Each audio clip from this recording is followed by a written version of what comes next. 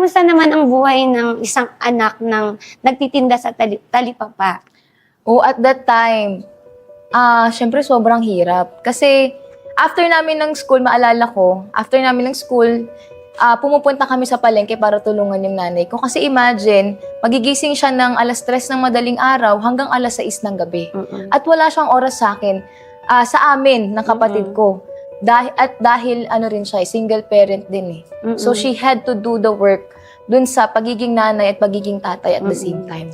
Pero nung bata ka, hindi mo yun naiintindihan. Hindi ko naiintindihan. Yes. Alam mo, kung magiging honest lang ako ngayon, Miss Joycey, talagang sabi ko, bakit hindi ba kami mahal ng nanay ko?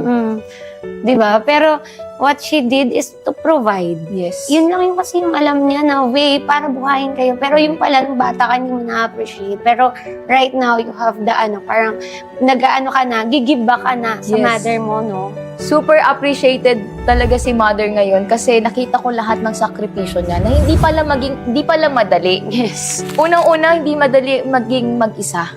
Pangalawa, hindi madali maging isang ina. At doon ako sumasaludo sa kanya. Bakit ko ginagalingan sa buhay? Dahil nakita ko lahat ng kung ano yung mga sakripisyo niya para mapunta lang kami sa kung saan kami. Yes.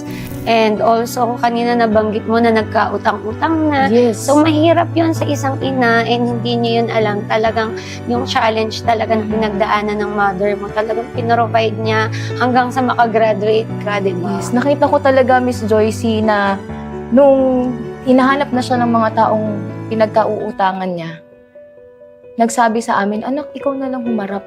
Bilang anak, ako'y nasasaktan talaga kasi hindi naman, bakit ganito?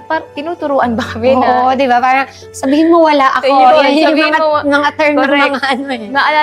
Naalala ko din na hindi na kami nakakabayad ng kuryente. Meron yung isang panahon na hindi kami nakapag-celebrate ng New Year. At umiiyak talaga yung nanay ko kasi we used to be the one to host. Kasi malaking pamilya kami.